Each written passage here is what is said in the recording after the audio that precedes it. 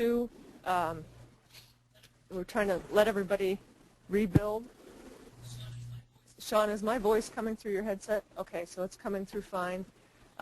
Nick, I'm not sure if you are on the line yet, but we know that we cannot hear Joe Lauer.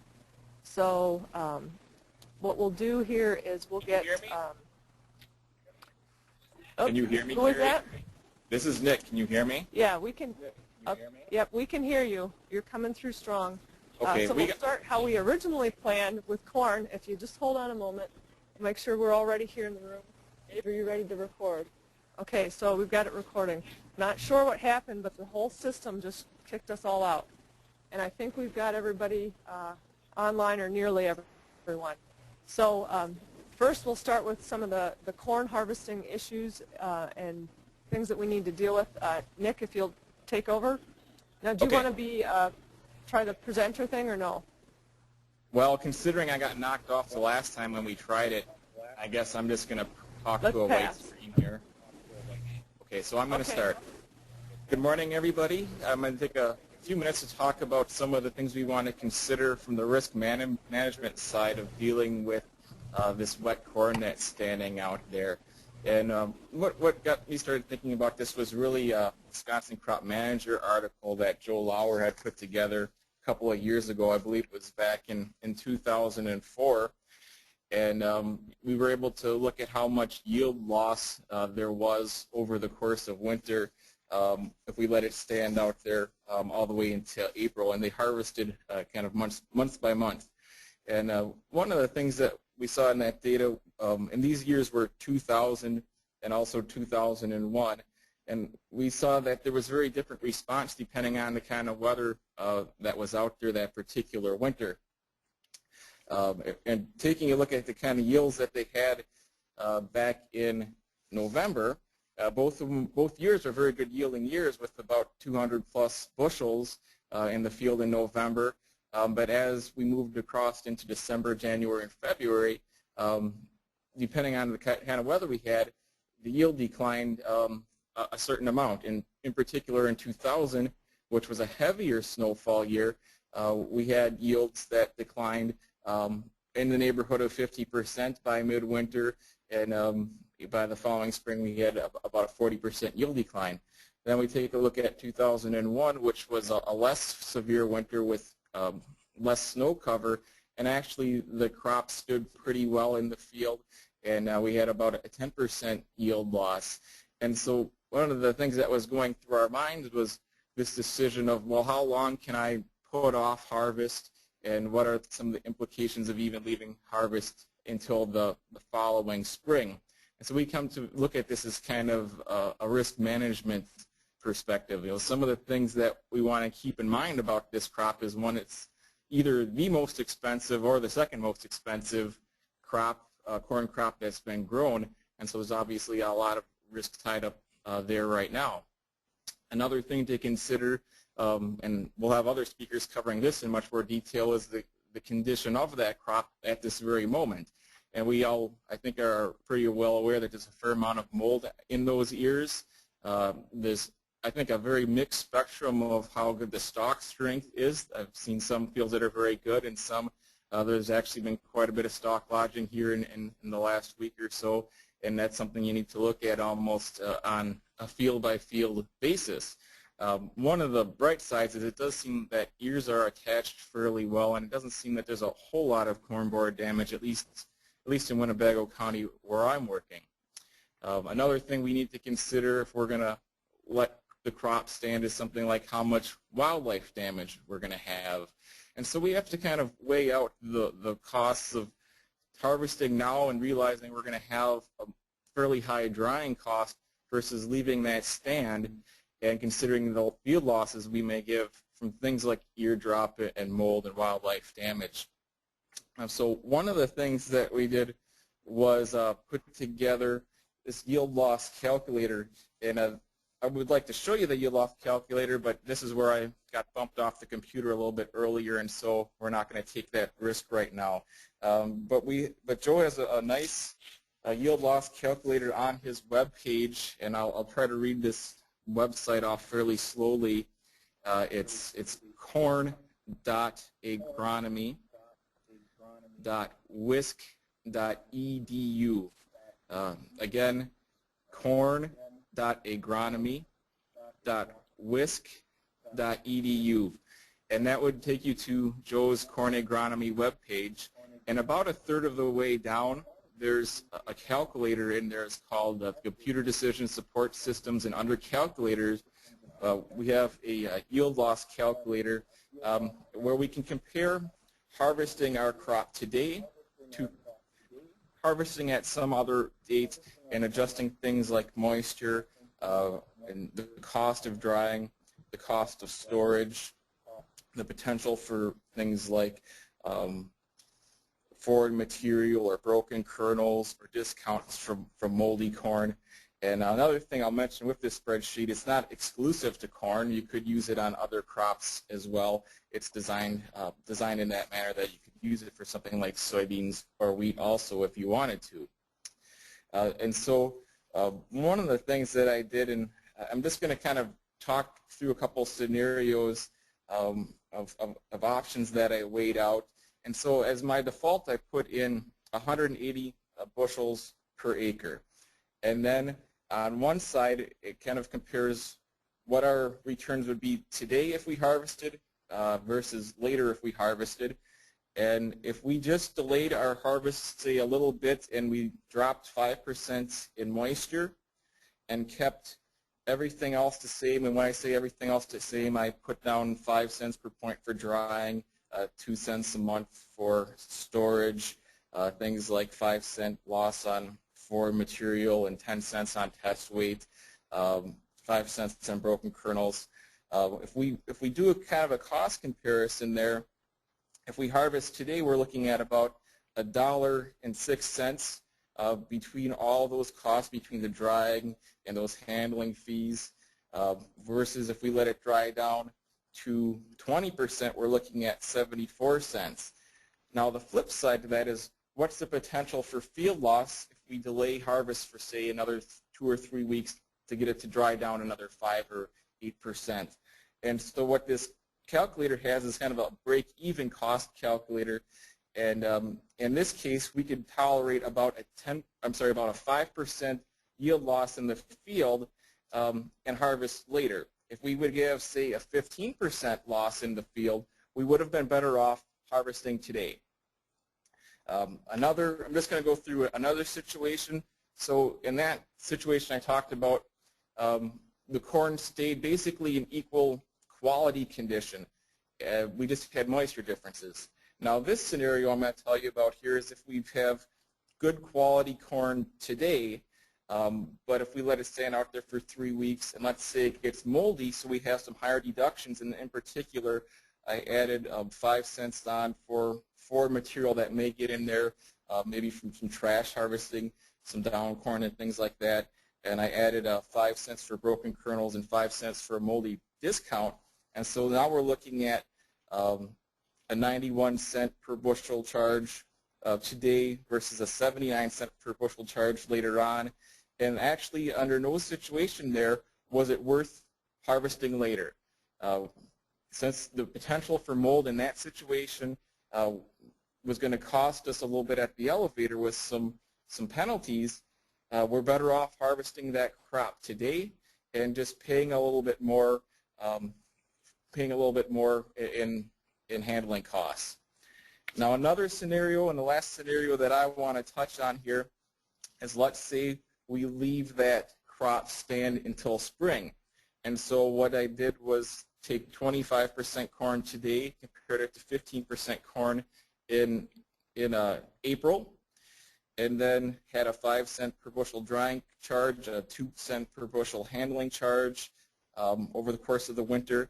And then what I did was added on some damage that may happen because of either molds developing in late fall or in winter, and trash that may get in there. And so under that situation, we'd be looking at, in this scenario that I ran, about 32 cents per bushel for those charges, despite having no drying costs. And so we could tolerate up to about a 15% yield loss in the field and say, okay, it would be all right to let it stand through winter. So the question becomes, are we really going to have only a 15% yield loss if we let it stand until April? And if we look at that data going back to 2000 and 2001, in the case of 2000, we clearly had a much greater yield loss than that, in the neighborhood of 40%. And so clearly it would not have paid to let that corn stand. Now in the case of 2001, where we had a little less snowfall, we had about a 10% yield loss. And so in that case, we might consider letting it stand. But the things that we really have stacked against us this year, certainly as we know, the ears are in pretty bad shape with a lot of molds out there. I don't see stalks being at all in that great a shape. Another little thing to consider is if we have some pretty good yields out there with a large ear, is that large ear going to mean that that crop is going to be a little inclined to either drop that ear or have some stalk health problems and stalk lodging? And so those are some of the things that we think can all go wrong over winter. And so when Joe and I have been exchanging emails, if we were to kind of talk about prioritizing how we would look at our harvest, if we have fields that have moldy ears or a threat of mold, even though they're wet, those would likely be the fields we go to earlier, and then move to fields that have like stalk problems, and certainly then fields that are standing well, even though they might be a little bit drier. You might actually be harvesting a dry field a little bit later on and take care of those fields that have the highest threats and risks to them earlier. So those are some of the things that we were kicking around, but I would encourage folks to, I guess, dig out it's this Excel spreadsheet type calculator to do some comparisons of your own, because sitting here in November, we don't really have a crystal ball as to how winter is going to turn out, what kind of weather we're going to have. And so those are just some of the things that we wanted to touch on about weighing the risk of harvesting today versus delaying till further in the growing season.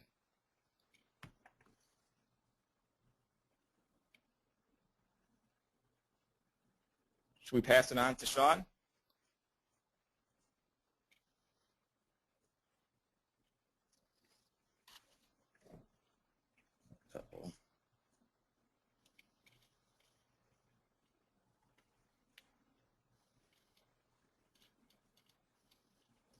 Now what happened?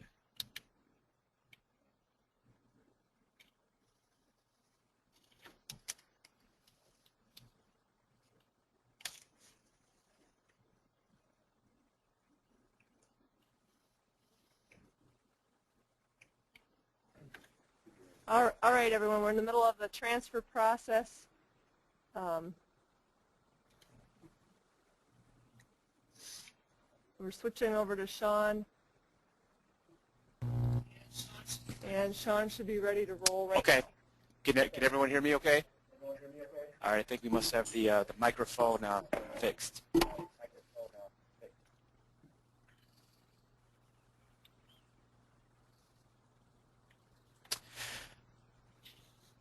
Okay, well, good morning again. My name is Sean Conley, and I'm the State Soybean and Small Grains Extension Specialist. And as we go through here today, we're going to kind of talk about some of the issues that I've seen related to soybean. Honestly, Dr. Shaver was in here, and he came in really early and said, well, you all have had a good week for getting beans out of the field, so hopefully some of this will be mitigated, and we'll just kind of talk through this. I know corn is a bigger issue, because if we actually look at soybean, we really don't run into the mycotoxin issue that you run into with corn. And again, I'll talk about some other issues that could potentially arise. But again, in terms of the risk of mycotoxins and some of the feeding issues are really not there in soybean that you would see in corn. So, and again, we'll kind of look at it from a little bit different perspective, but there's also some things we need to think about in terms of probably some of the dockage, as well as some looking forward to the year of 2010 and the seed production out there, because all of these soybeans that were delayed in harvest will be next year's seed, because there's a lot of seed production in Wisconsin, Iowa, Indiana, excuse me, and all of those beans have been coming out late. So we'll kind of look at it through a whole systems perspective. Now, as we go out and we're actually walking our beans, we're where we really tend to see issues is basically dealing with our pod integrity. All right, and what I mean by that, if we look on the left-hand side picture here, we see a pod. All right, and we see that both the dorsal and ventral veins are sealed. Again, what that allows is that pod is a protective enclosure, if you will, that basically protects our grain. What we tend to see problems is when those veins basically open, and that's generally, we go back to when soybean was first bred. It's basically a mechanism for seed dispersal. The veins will open and they'll pop the seeds out. Well, we've kind of gone through it and bred that dispersal mechanism out of them. However, it could still occur. And what we see here in the right-hand picture is when beans start getting down into that 13%, 12%, those veins pop and they open. And basically the grain becomes exposed to the environment or the elements at that point. We see here in the right-hand picture, we see a pod that had opened. However, you see the grain is a tawny, light brown color. There's been no disease infection. However, for some of the beans that had basically matured several weeks ago and had gone through a couple of these dry wetting processes, what that will do is expose that grain to these different pathogens. If we look in both of these pictures, we basically see this diseased grain. The pods that open, we start seeing some molds, some secondary pathogens moving in. And again, I think the concern out there is that especially with all the press on corn, is that diseased grain going to cause a feeding issue? And again, I like to reiterate in soybean that you really don't see the mycotoxin issue that you see in corn. Okay.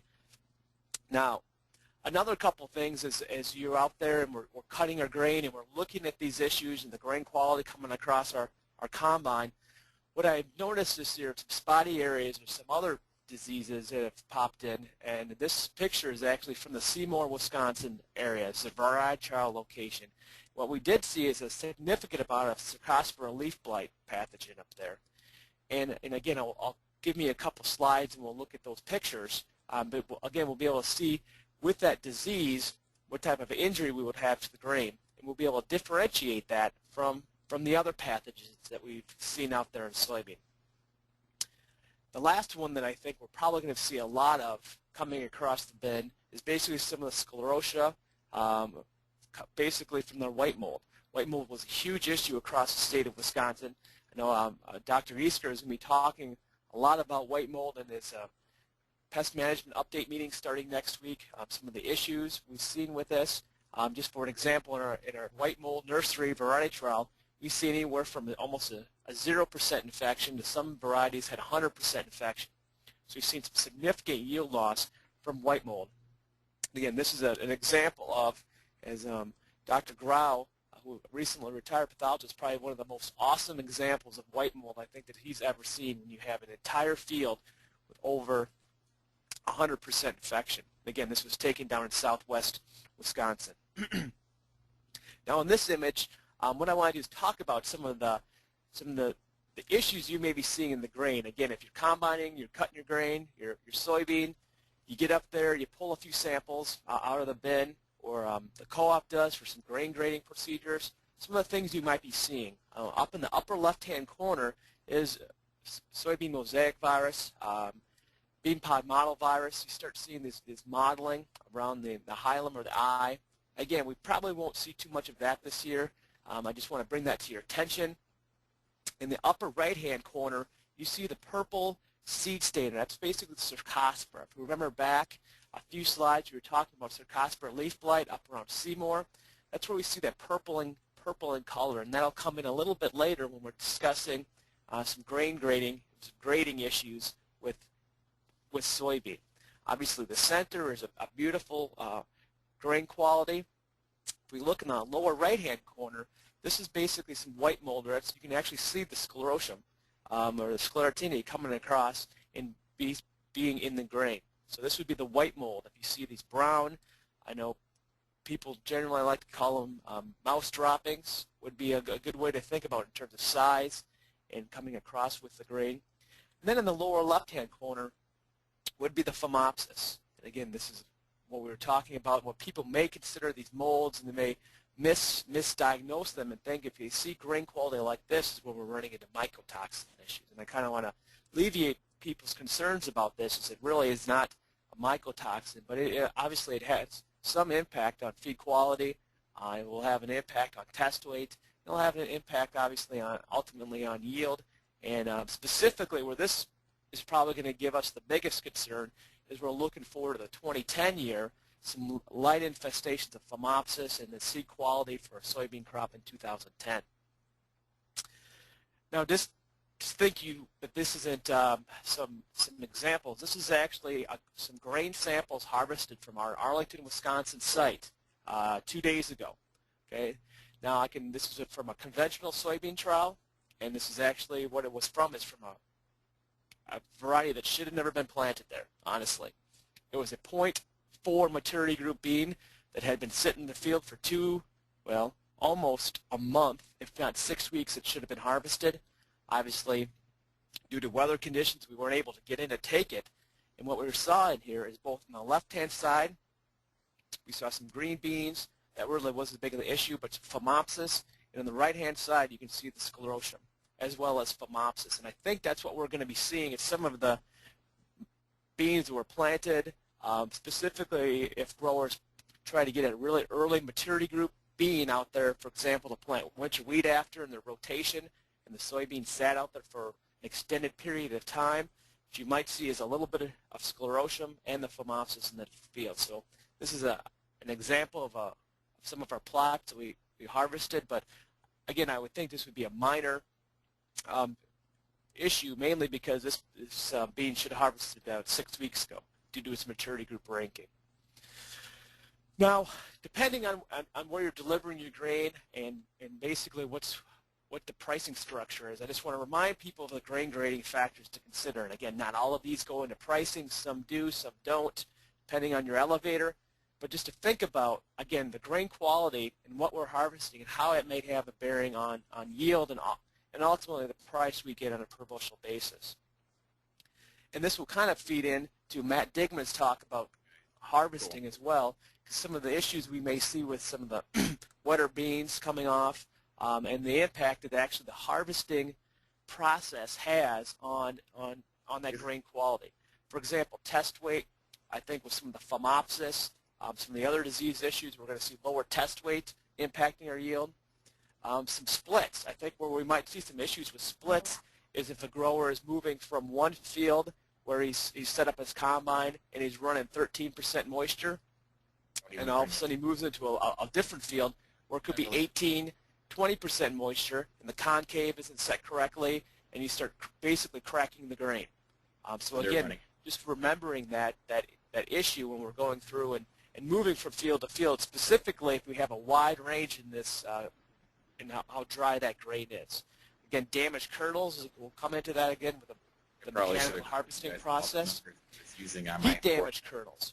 Where that comes into play is the drying process. And again, I know Bill Halfman and others, and this would be on the web page that we'll go on a little bit later to discuss some drying issues with soybean, and remembering that basically it's very low heat in drying soybeans, and if we do have a drying process and we did cut them when they're 18, 20%, to make sure that the drying process and the heat damage from adding too much heat can cause a significant impact on the grain quality if you're looking at seed production, but also just for a grading issue. Coarse and fine form materials, we're talking about the sclerotia, the sclerotinia that could be coming across, and we're going to get downgraded for that. Soybeans of other colors, I'm not really worried about. Stones, I'm not really worried about. Distinctly low quality, again, it could be an issue. But then we get down to the musty, sour heating. Again, that could be just the drying process. And the special factors, which we talked about as a purple mottled or stained beans, that could be either from the viruses or from the Cercospora. So again, I just want to bring this to your attention as we're going forward and we're looking at selling our grain and how what we're doing now can impact ultimately the price we're going to get at the elevator. Now, I'd like to thank two people, first of all, for delivering this, and I think the crop insurance questions is something that I'm not a specialist in whatsoever. But I'd like to thank this is a press release from Jason Rokamp. He works with Agro National Wisconsin Claims Supervisor, and this is verbatim an RMA, a risk management press release that he sent out on November 2nd. Okay, so this is more of a legalese, if you will. I copied and pasted directly what he wrote, so I don't really impact what was being said out there. And I think that the number one thing we have to remember is the most important action you can do is contact your crop insurance agent to report a loss, indicate if harvest is delayed because of adverse weather, and see if it is actually a cause, if you can actually have some insurance against it. Another thing you have to also know is understand your crop insurance policy. Will it cover the loss of quality?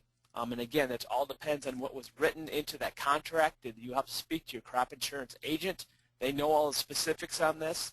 And looking at this. And also I want to point out the fact that I should have highlighted this. The cost of drying the harvested crop is generally not covered in crop insurance. So again, that's a cost that the grower themselves are going to have to accrue, so it's not going to be as part of their crop insurance coverage. Another important date to remember would be December 10th. That's the date where the end of the insurance period. It's a harvest date. So if due to extremely wet conditions or snowy conditions, you can actually contact your crop insurance company to make sure you can extend that date. But again, that's something you need to speak specifically to your crop insurance agent and company to make sure you get, for example, if your corn, you're letting it dry down in the field, and you have crop insurance, that remember that date of December 10th, and if you think it's going to be, you're running into a problem there, talk to your agent and get that extended. And again, that's going to be a communication that you have with your crop insurance agent. Again, if you're looking for this and you want to see this is a long press release, I only took out a couple paragraphs out of it. You can, I'll talk to Joe Bowman. We'll see if we can get this press release on our webpage, which I'll discuss in a minute. Again, talk to your others, crop insurance agent. Again, I'd like to also thank Michelle Austin, who works for Badgerland Financial. She put me in contact with Jason and delivered this information. So I guess I'm just going to stop there before I get myself in trouble with crop insurance. Now, as we look forward to 2010, I just want to remind growers, I'm sure you're all aware of this. We were just down at a meeting in Pittsburgh. I had a lot of people drive across Iowa, Indiana, Illinois, Ohio. This is just not a Wisconsin problem. I mean, the harvest, delayed harvest is widespread. I guess if you go from the Dakotas all the way across the Midwest, we're all delayed. So when we think about this and thinking about the seed production crop, the 09 seed production crop that will be your seed beans in 2010, it's not just a local issue, it's a widespread issue. And where I want to bring this to people's attention is remember, and I've had some contact with the seed production industry, that really they do not like to dry. They don't like to dry beans because it affects the germination, it affects the quality. So the drying process with seed beans is it's more, I guess you would call it both an art and a science in order to get it down. Specifically, if some of these seed beans are coming off very wet, it's a delayed process. They don't use heat in order to really, because they don't want to impact the germ and the quality of that crop. One thing we may look for is this delayed harvest may increase the disease load on the 2010 seed production crop. What I mean by this is there might be a little bit of the phomopsis that kind of gets through the checks and balances, if you will, specifically if the seed industries are going to be running tight on beans, seed beans. So again, where this really comes into importance is there's a lot of seed treatment packages out there that are being offered to growers. We've seen the Acceleron with Monsanto, the Cruiser Max treatment, the Trilex 6000. Those are just to name a few. We have to remember that not all of those are equal when it comes to every pathogen out there. So as we start thinking about this in the upcoming year, and again, I know the seed industry is going to be looking at this, but as growers, as potential buyers, just want to remind people that when the grain quality comes through, pay special attention to what seed treatments you are putting on your grain, if you are, for next year, and make sure that you do a little bit of homework to make sure that, say, Phomopsis could be an issue this year, that the seed treatment that is being put on your beans has some efficacy on Phomopsis, for example. So again, if you have any further questions on that, we'll have a question and answer period, but also Paul Easker is here to help answer some of those questions as well. The last thing, and I'm not trying to ring some alarm or bell out there, but we all remember the issues that we saw for the seed quote integrity and seed treatment issues we saw in the 2008 growing season. Just want to throw that out there. We'll keep an eye on, and basically what that means is in 2010, check the germ on those beans. Most of the time, beans are coming in and sold to growers at 90% or greater. Remember, in 2008, there was beans out there being sold at 75 and 80% germ, again, due to the seed integrity issues. So, again, I'm not trying to be an alarmist. I just want to remind people that given the harvest issues that we've seen, just to keep an eye on our seed production crop for the next coming year. Lastly, I want to bring to everyone's attention, this is the web page that Joe Bowman is working on, and many of the agents and specialists have populated this with examples of information. Again, if you're looking at drying beans, there's a good article for considerations for artificially drying beans. I see Matt Digman has one on here, and combine considerations for wet harvest. And we see one on here as well from Randy Shaver, Pat Halfman, and feeding issues. So again, you have the presentations today, but all of this information will be on printable PDFs that you can take home. And if you have issues, you don't have that, and I'm sure your county agents that we're sitting at today will help you get that information out to you. So with that, I am done, and I think I'm going to pass it over to Paul Easker.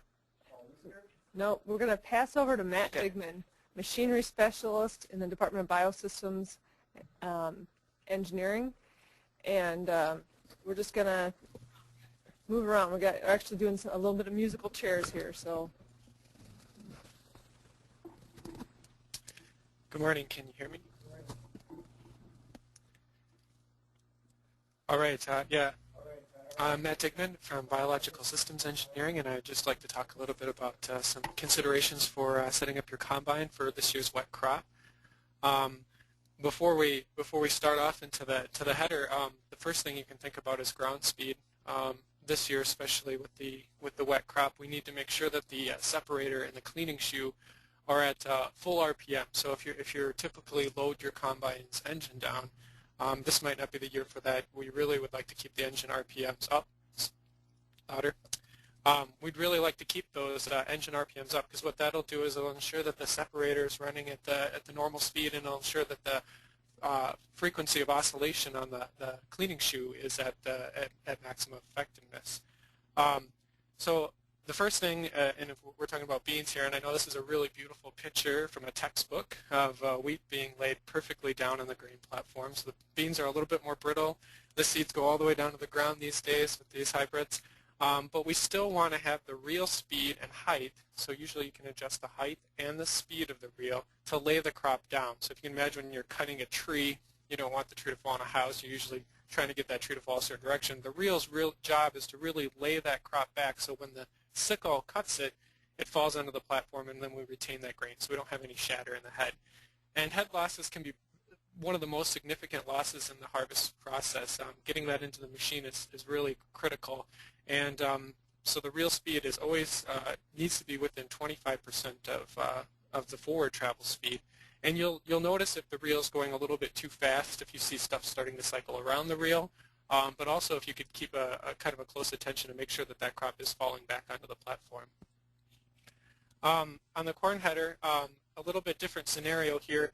In dry crop, we don't mind having a little bit of residue coming into the threshing and separation mechanism, because that residue helps take away some of the energy from that's needed to break those kernels off.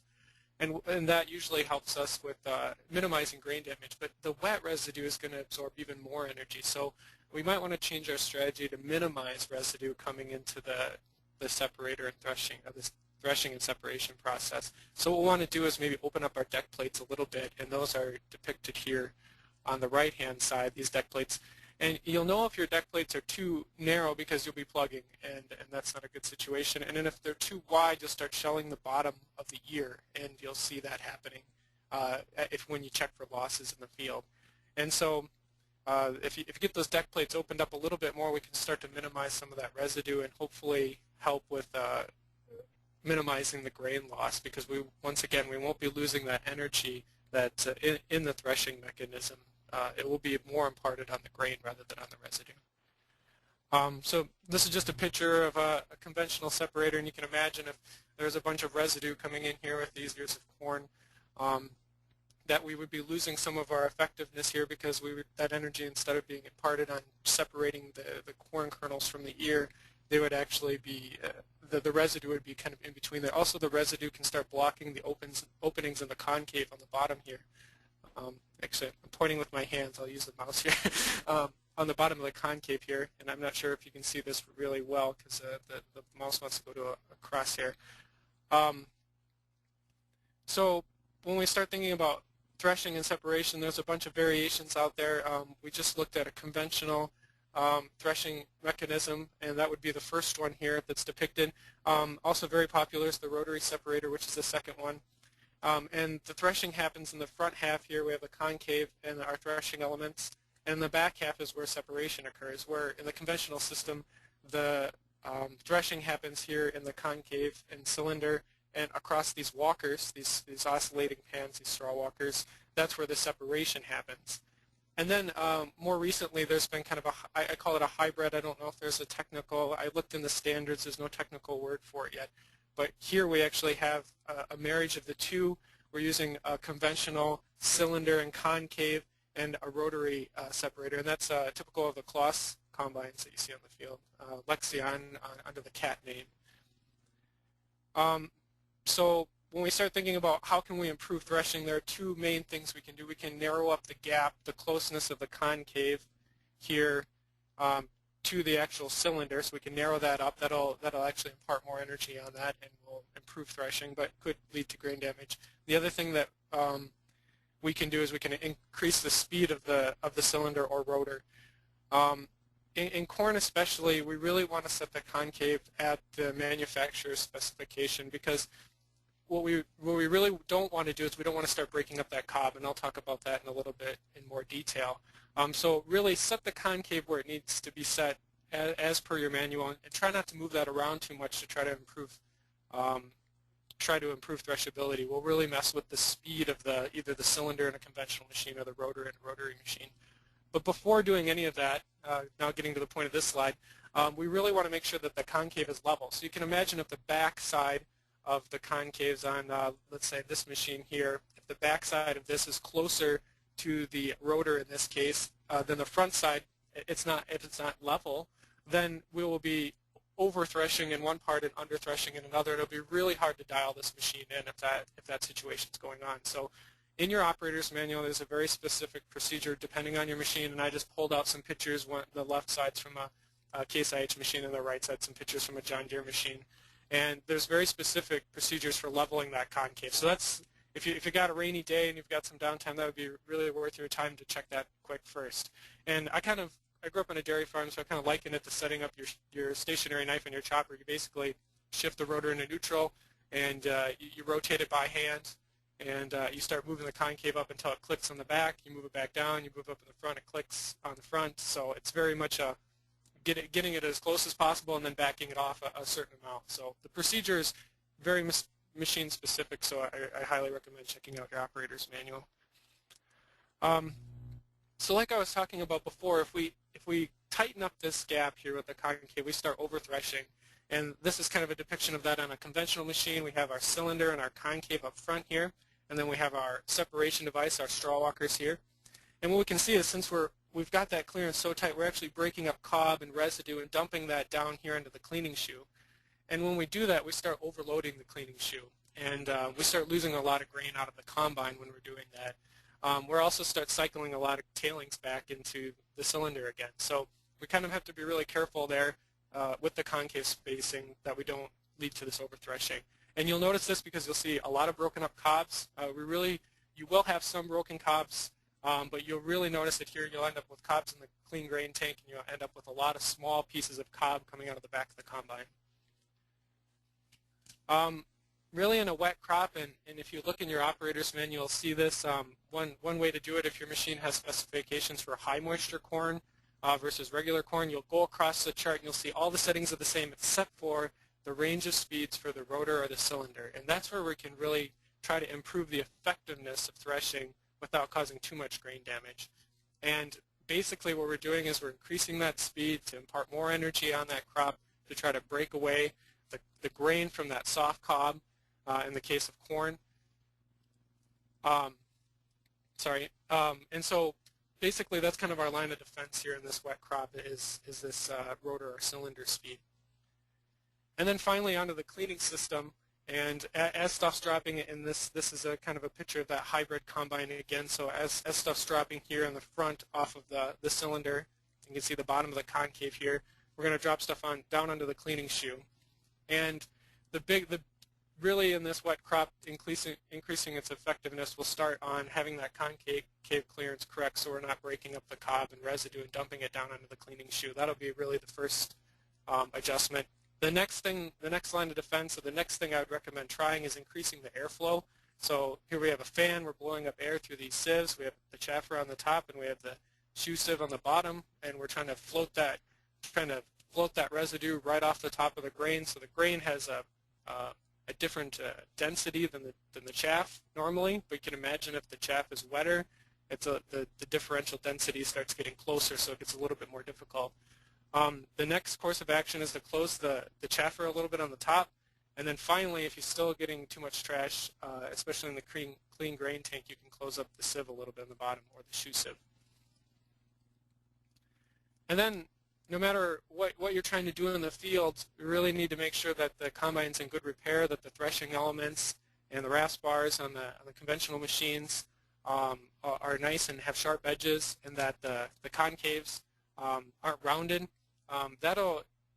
To compensate for those problems, you're really going to have to increase the rotor or cylinder speed, because you're working with kind of a dull system. You're working with dull rasp bars. You're working with rounded edges on those concaves. And so to compensate for that, you're going to need to impart more energy on it, and that can lead to more damage. Now I'm going to kind of talk out of the other side of my mouth.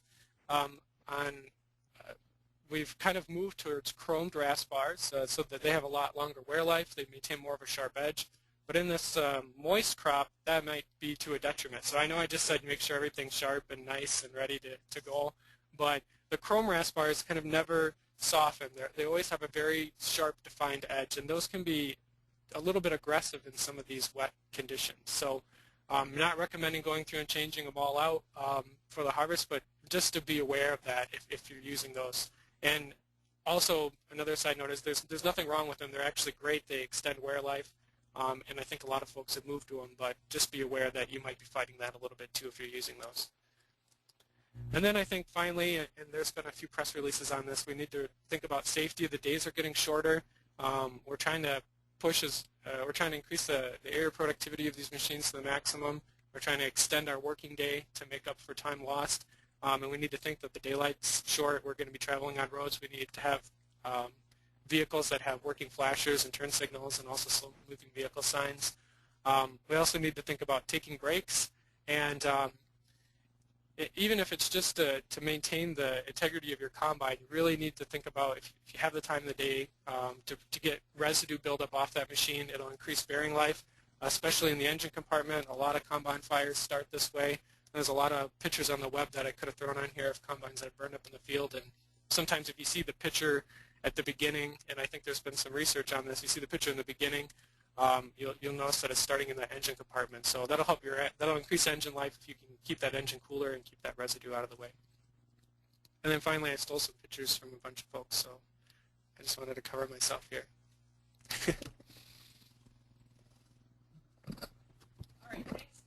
All right, thanks, Matt.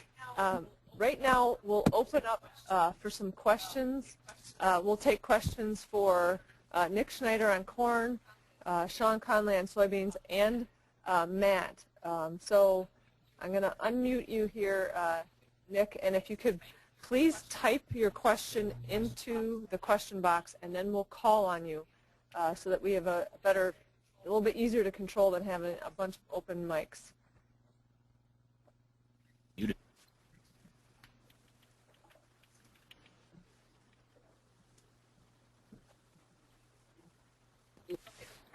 Okay, the first question that we had come in, it was during the discussion, I don't know which presentation it was from Greg Blondie. And Greg, I've got you unmuted. Could you please ask that question and who you think might be able to answer it? Well, this is not for anyone specifically, but yesterday I heard the rumor for the first time that propane may actually be in short supply, and I just wondered if that was a ugly local rumor or whether, in fact, some of you are hearing or seeing that in other parts of the state or other parts of the Midwest.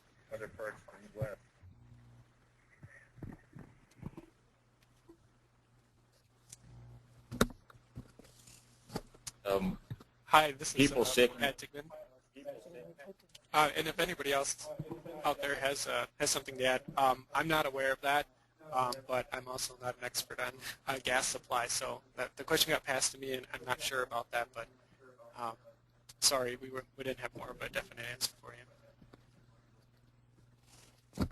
So the people shaking their head in my room are saying no.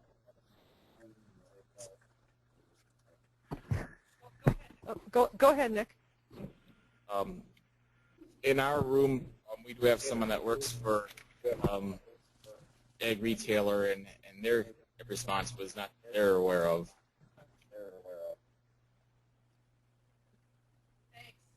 Thanks.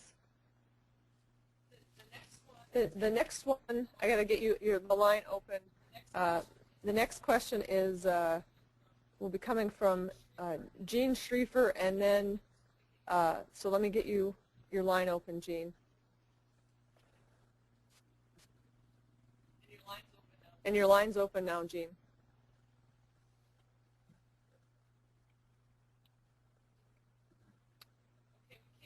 Okay, we can't hear you, Gene, so I'll just ask the question.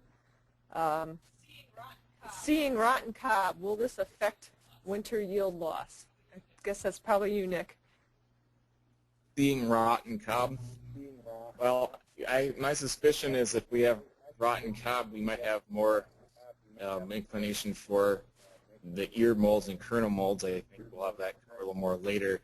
The other question would be, is it rotting to the point where it would cause the ear to drop? Those are the two things that run through my mind.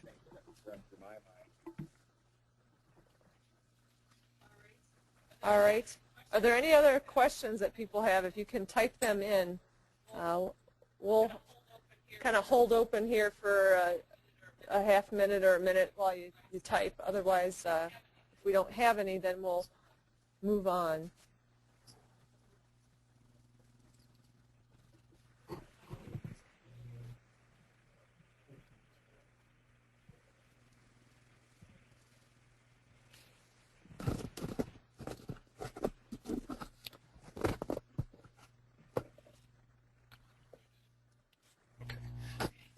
Okay, well, we don't have any other questions, so we'll move on to Paul Easker, field crops pathologist. Go ahead, Thanks, Paul. Carrie, and good morning, everyone. And if you can't hear me, please let Brian or Carrie know as we go through, but I'll make sure I speak loud enough, hopefully, that you can hear.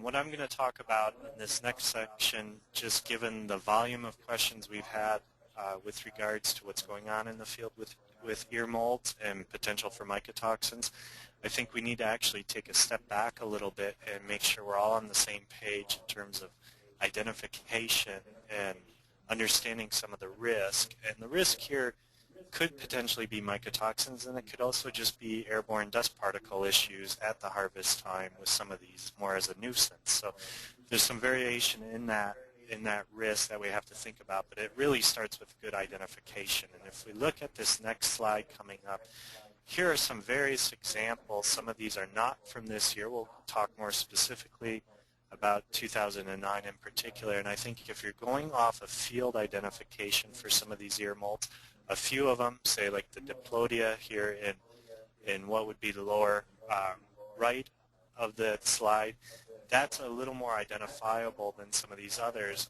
Right next to it in that bottom plate is one that I think many of you would think you're seeing this year. This is actually a Trichoderma, but it would look very much like some of the things we're seeing in the field with the early freeze going on, some of the secondary pathogens that way. So I think the point here is you can see a lot of different symptoms out there, and we'll walk through each of the potential ear molds a little bit so you can understand some of what you're going out to see.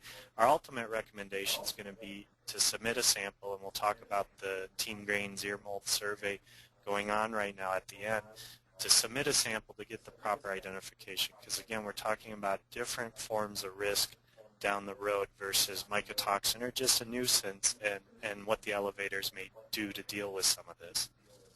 So the outline, some of the current observations, we'll go specifically through some of the main ear molds we would see, a little bit on mycotoxins, and a lot of resources. As you see, this is, again, not a Wisconsin-centric issue in 2009. This is occurring throughout the north central region. But what we're seeing in terms of the ear molds are going to vary by where you are in part of that region.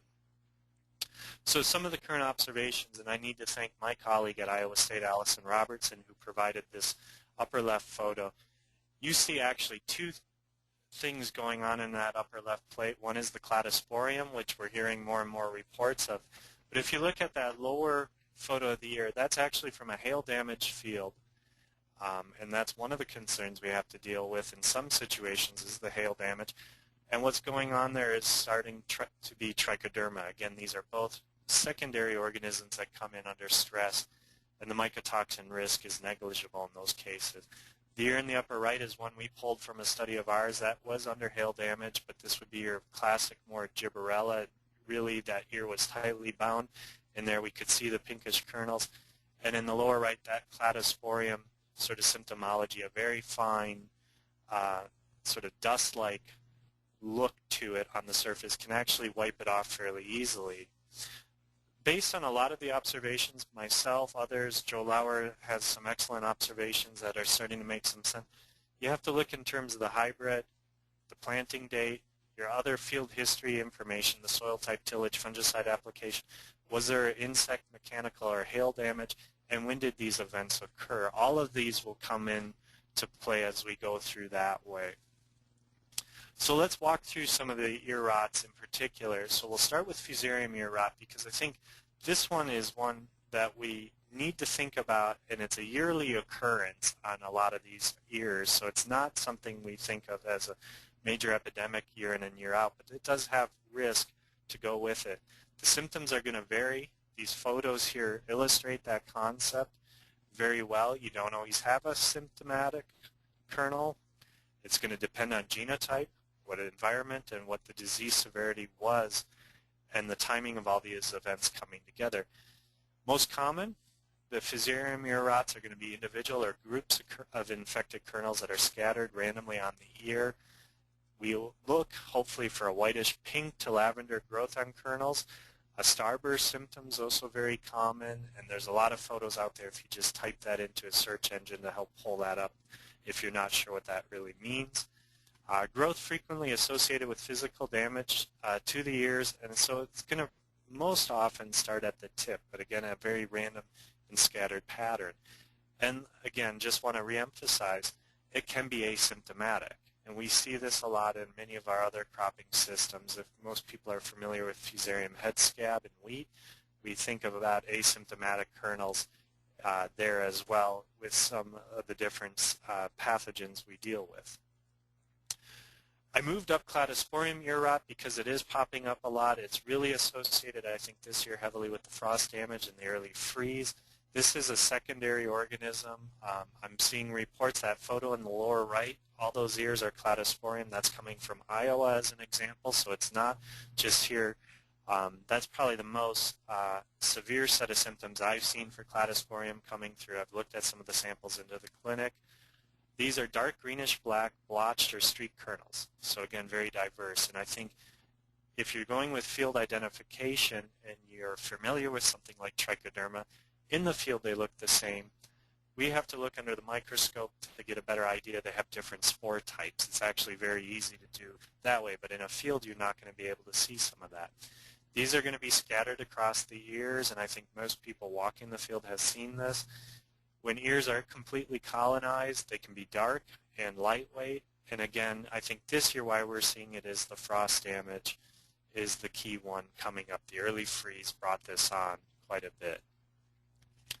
Gibberella ear rot, this is the same organism that causes fusarium head blight in wheat. So we also think about that one in our rotation concept. As you can see here, some different examples of infected ears. If you look through the photos that way, from that tight whitish pink top to a less, more pinkish defined, but not necessarily the big white growth we would see there. The ears I see where we deal with this, again, the husk seems bound very tight to that ear. You have a lot of moisture in there, and it's similar to what we'll talk about with diplodia, almost glued together. In the literature, it's also known as red rot. Again, we think of it at the tip, growing down into the ear. If infection is early, and early is a relative statement here, the entire ear may rot and have the pinkish mycelium. Again, that husk tightly adheres to it. That example I showed a few slides back would be an example of that. That was in hail-damaged areas.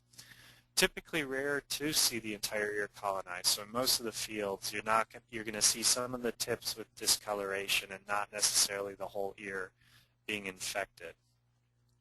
Diplodia ear rot, I bring this up because I think we are getting reports of it, but the volume of reports are much more widespread from states south of Wisconsin this year. The I states in particular are where we're getting a lot of reports, also down into Kentucky. It's a big problem. Cool, wet conditions all year have really favored diplodia taking off. It's a thick white mold that usually starts at the base, so that's how you can differentiate it potentially from the gibberella. Also the coloration differences. The infected kernels really do appear glued to that husk when you look at them, and I think these examples that we can see here on the slide would illustrate that if you think of the field settings. Ears are going to be shrunken, lightweight, and probably turn grayish-brown. If you break an ear and look closely, you can see little black specks on that. That's black pycnidia. We will see that on the kernels, on the cobs, husk, and actually diplodia can cause a stalk rot, and you will see these fine black specks. They're kind of raised pustules on the stalk as well. So in very severe situations, you can see it throughout the entire plant. Another one that I think, again, going back to identification is key. Here's some examples of Trichoderma ear rot. It's a secondary organism. Last year we dealt with some samples. Actually, what makes Trichoderma interesting is it's such a rapid colonizer, you have a hard time identifying anything else in the laboratory with it. But the hail damage, that example to the right, injury is a big key to get this pathogen started and kind of the infection process started. So I would expect more cases of Trichoderma popping up maybe in the southwestern part of the state where we've had hail damage this year. Again, this is an example from my colleague at Iowa State. We see bright green to dark bluish green fungal growth. So if you think of the cladosporium, they're kind of similar. On and between the kernels, again, similar to cladosporium, often covers the entire ear. And injury is usually something we look for in these situations. So the laboratory diagnostic can be a way. The good thing is we're talking about an ear rot here from a mycotoxin perspective. We're not even concerned about it. It doesn't produce mycotoxins. One that does pop up in penicillium ear rot occasionally. We haven't seen too many examples. We are hearing some reports. Infectious typically occurs where ears are damaged. It'll be powdery green or blue fungal growth on and between kernels, most often at the tips because that's where we think the damage occurring initially. The infected kernels can become streaked or bleached, so that's a differentiator from maybe the cladosporium where we would look for black kernels. In grain stored at high moisture, it can result in what's termed blue eye or a blue discoloration of the embryo. And I want to reiterate, we've written about some of the silage issues and the hail damage setting earlier, myself with Joe Lauer and Dan Undersander. We're talking about different species from the common fungus and silage. So from the mycotoxin perspective, we have the different situation going on here. So again, think about these, get a proper identification to make the next decision. I'm going to move into mycotoxins a little bit. We're not going to spend a lot of time because I think we'll emphasize the testing procedures, and Randy Shaver will talk about some of the feed-related issues as we move forward with that. I just want to provide an introduction because I think we need to dispel some of the myth with molds versus mycotoxins a little bit. There are a lot of mycotoxins. These are toxic substances produced by these fungi growing on grain, feed, or food in the field or in storage. They're going to be highly dependent, their development, on the environment, factors that cause wounding, where were resources high or limiting, things that put stress on that plant. The one constant we think of for molds in general, high kernel moisture favor their development. Wet conditions, they need water to do a lot of what they do, and an oxygen requirement. The key points, the presence of a mold on an ear does not equal mycotoxin. And I think I say that very strongly for the simple fact that proper identification is one key, but you can't just make an assumption you have mycotoxin in there at that point. Similarly, no mold does not equal no mycotoxin, and we know of asymptomatic situations. So keep these all in mind. We list at the end a lot of laboratories which offer testing for mycotoxins. We're going to focus on the Fusarium, Gibberella and a little less on Aspergillus because we haven't had conditions for aflatoxin development in particular this year. There are many types of mycotoxins. We're not going to go through this slide specifically. We do talk about it in the A3646 Pest Management Guide. So I reference table 217 where you can look this up more specifically. You're going to have to look up some of these outside of that if you think there's a risk. And I've seen some initial reports coming in, and Ted Bay provided one sample that he had tested. At least initially, that's a sample size of 1, but the mycotoxin screen, from what I could tell, was all under the detectable levels. So that's a good thing going on right now in some of the fields, but I do recommend having it tested if you're concerned. The slide I'm showing right now, I borrowed from a publication at Iowa State, which are borrowed from the FDA guidelines, summary from fumonisin and vomitoxin levels. I bring this up because the elevators, we have an elevator-related issue and then the ethanol plant-related issue.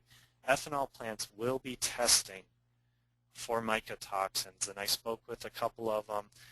You need to contact that plant specifically because their threshold levels may be lower than what the FDA levels are, for the simple fact of that process to create the biofuel will concentrate some of these mycotoxins. So they will be testing much more. My initial conversations with grain storage elevators, I think they're still trying to decide what they're going to do in some situations. They're having a hard time dealing with some of this wet grain and getting it dried down, even having an example where they can see water being pushed out the bottom with the wet grain.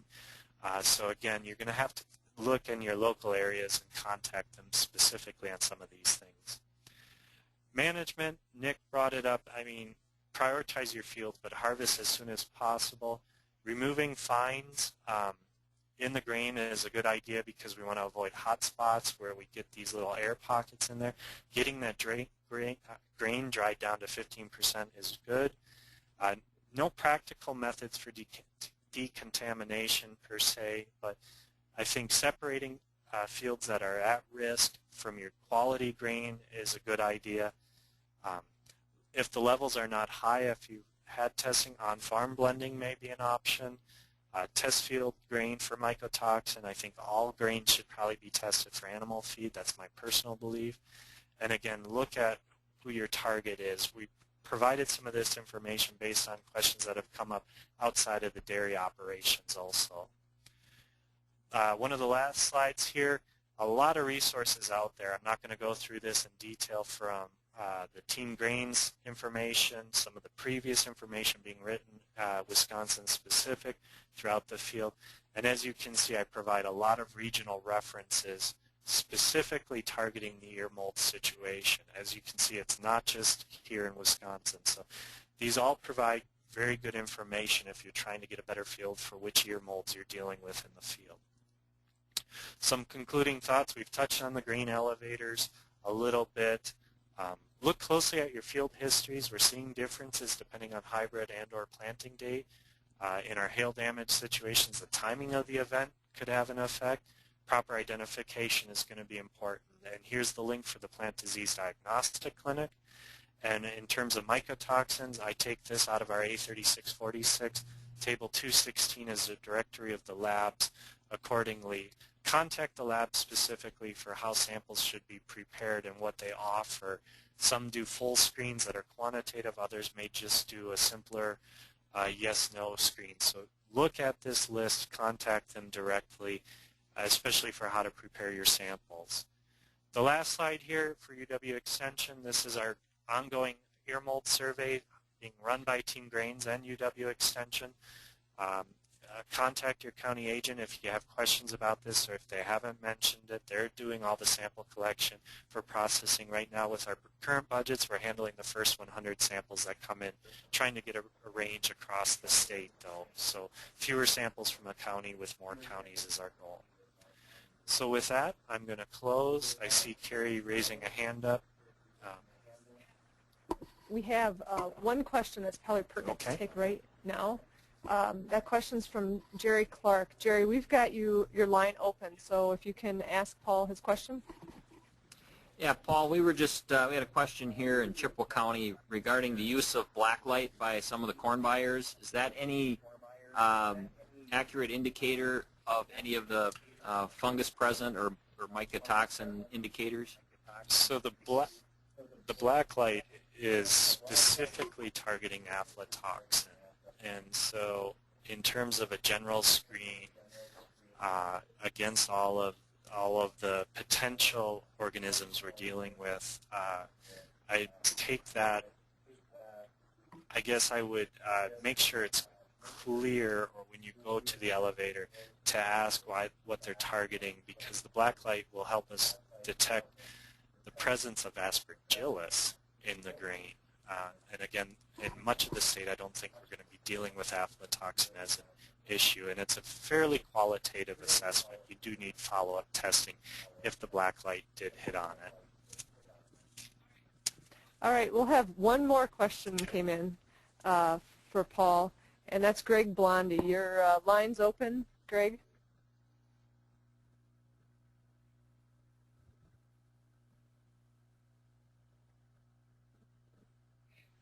Okay, we're not getting anything from Greg. I'll just ask the question. Oops, that's a blacklight question. Here we go. Carrie? Yep. Sorry about that. Okay, go for it, Greg.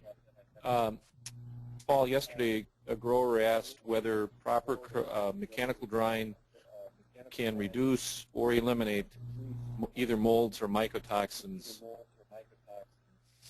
Well, we do think of proper storage conditions to help minimize that effect, and that's always why we think of getting the grain dried down as quickly as possible. And depending on what you're doing, if there's a silage related issue versus shell grain, again, proper packing conditions will help. What we're looking for, why we talk about removing the fines in particular, is trying to remove these subtle little air pockets that could build up small little hot spots. One thing that I'll be thinking about putting together is how to, as we go through the winter months, potentially to think about testing some of that over the winter months if there is a concern.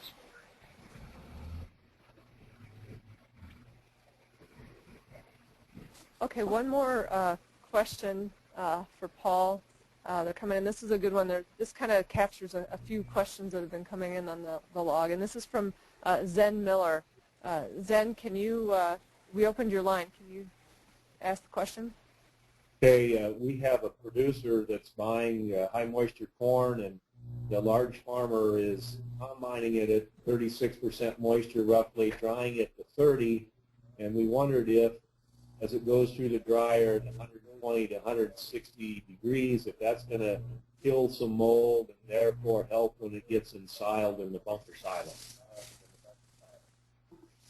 I mean, we're still talking about fairly high moisture levels here, which are favorable for some of these molds. I guess in terms of the storage conditions, I'm not sure I can necessarily answer that specifically. I know that one does come up, and we've had questions about raising temperature and everything that way, and that kind of falls outside of my my area of expertise specifically. I'm not sure if Randy could answer that a little bit, but it is something to consider. We're still at very high moisture levels irregardless with that grain, and so I guess the field conditions, I would still recommend making sure we have the identification which molds in particular, and if there is concern, I would even consider the mycotoxin screen on that specifically. All right. We actually have a lot of questions that I think maybe it's better to get them out of the way right now for Paul. So we'll kind of go in order here, and I'm going to try to get some of you guys, your lines open. Joe Bowman, be ready. Oh, but Joe, we can't ask your question because your phone is grayed. I'll ask the question. In fields with heavy molds, what would be tillage and crop rotation recommendation?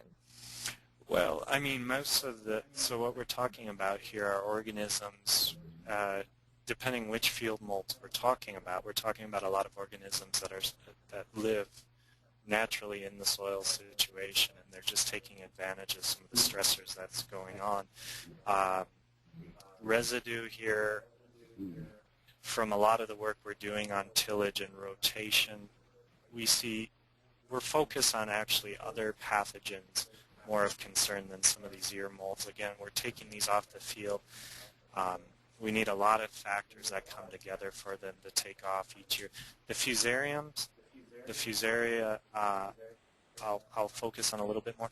Typically in any given year in any field, you will find this on an ear, especially in corn. But we're at such low levels that most people would not notice it. It's that occasional, oh, that ear looked different. So it does pop up, but we're talking about maybe a unique year this year with some of the conditions. Some of these secondary organisms, why they're occurring, they live naturally in the ecosystem, and they're just taking advantage of some of the stress that's going on out there. But I think in the long-term risk, again, there's a lot of factors involved with that. So I'm not sure tillage, rotation, these are things we do naturally without any issues that way. All right. The next question is coming from Tim Rabine. Tim, your line's open.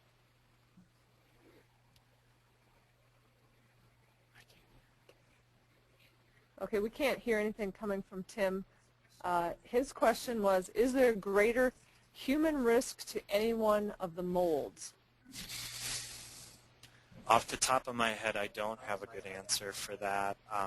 I guess in terms of if we're talking about just at harvest, anybody who's sensitive to any sort of dust, that's going to be a risk, and I think you have to take into account a PPE type situation at the harvest. You just have a lot of fine particulate matters. Now I know the ethanol plants, I was talking to one yesterday or the day before, they do actually monitor their particulate matter coming through the system. So again, there is a risk on the human side, but I would focus it more in terms of, are you sensitive? I mean, I'm somebody who doesn't have a diagnosed allergy, but this time of year I struggle in the field myself. So I think you have to take that into account at the harvest. Okay, we have another question. This is from Joe Bowman. Joe, your line's open. How fast is mycotoxin development in the plant, and does it change if the crop is in the field or compared to in storage or different types of storage? So if you look in terms of the literature on the corn side, kind of general idea is that most mycotoxin development initially occurs in a field setting, but there are examples, depending how you're using that, after the fact that we can see it develop in storage also. The penicillium, when we talk about silage, is usually a storage-related issue, and that's as you're kind of taking silage out, you're changing maybe the composition in the storage, getting air in there. So you can see it at both times. Probably in terms of thinking about the current situation for what we might be dealing with, I think most of this infection would have initially occurred in the field, and then it's the effects over the winter months that can magnify or raise or reduce some of the risk.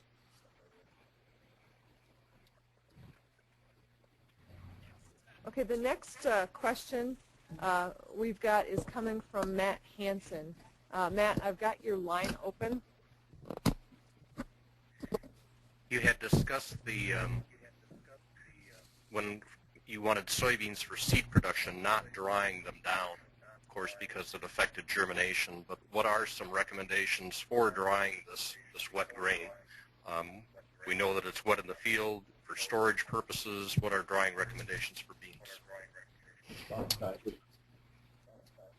Well, thank you, Matt. I may have misspoke. It's not that we don't want to dry them down, but we just really don't want to add heat. Generally, when you talk to the seed industry, they really do not like to add heat when they dry their seed production beans. They like to basically use forced air and just bring it down very slowly so you don't run into the issues with cracking. That's where we run into it. If you dry it down too quickly, the seed coat cracks, and you have an impact in germination. Now, in terms of the regular soybeans that aren't really intended for seed production per se, I know Bill Halfman and I can't remember who else were the co-authors did a really nice job of gleaning information and putting it on that Team Grains website. So for those of you in the audience, and Matt as well, if you go to the Team Grains website, they wrote an article called Artificially Drying Soybeans, and it does a great job of going down and explaining, depending on what the end use is, how to do it, how long it should take, what temperatures you should use, airflow. So I would defer to that just because you can just print it off, and it's a really good article that I wouldn't be able to do justice to saying it over the line. All right. We're going to move on for a little bit. First thing I want to kind of comment on is that if there are more questions about human health risks with some of these molds and whatnot, we can get some of that information out onto the Team Grains website. And there is some information there on, there will be more information there on drying and conditions and how that affects mold. So next up we have is Randy Shaver from Dairy Science to talk about some of the feeding issues with this. Okay, good morning. Thanks, Carrie. Hopefully everyone is not running out the door as I get started. It's certainly a gorgeous sunny day here in Madison. I recognize many of you have some important things to do out in the field. But I would like to go through this topic, and my approach is really to bring up some of the issues that are out there, both on the front end with harvest and storage, and also on the back end with feeding. And I'm not sure in a lot of these there's clear, blanket, black and white recommendations that go across every farm. But certainly I think we can lay out for you what we've put up on the website in terms of resources, and lay out there some of the issues and the discussions that have gone on over the past few weeks, really within the state. And I want to acknowledge Pat Hoffman. Certainly he's done a lot of work really on the mold and preservation area. Pat could not be with us today, so I'll present for both of us. And also there is information that Mike Rankin has put together, Fond du Lac County agent, and I'll share some of that information as well. He has some publications up on the Team Grains website as well. So as I mentioned, I'd like to break this out into harvest and storage issues and prior to moving into feeding issues. And as I look at the harvest and storage issues, obviously wet corn, certainly the kind of the pull-through on this topic has been the mold mycotoxin concern. But there are other issues with wet corn, certainly from the standpoint of starch content, nutrient composition, test weight. If that corn did not reach maturity prior to the frost, that can affect feeding programs. There's certainly potentially some silo fermentation issues with high moisture grains. We certainly have the mold mycotoxin issue out there, and Paul has addressed that, and I'll make some comments as well. And then finally, typically with very wet, high moisture corn, we do have some concerns about yeast coming through the field, which can really affect things in two ways. One, an effect on the fermentation profile, driving that to more of an ethanol fermentation, which can affect performance of cows, and then also yeast having an impact on the aerobic stability when we try to feed that corn out as we go through the spring and even into next summer feeding period. So I've laid out some of the options that have been discussed for the past few weeks as we've looked at the situation. And I've kind of listed three here. First on that list is snaplage. And that's essentially taking corn that's quite wet and harvesting the full ear, husk, ear shank, cob, and kernel.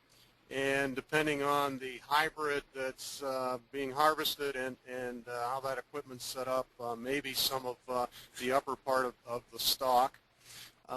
So that's one that's fairly limited in terms of the people that have that equipment ready to go and the ability to harvest that way. But it does give the advantage of it can be harvested now, so to speak, or even yesterday, in that you're not waiting for a kernel moisture from the standpoint of a combine harvest.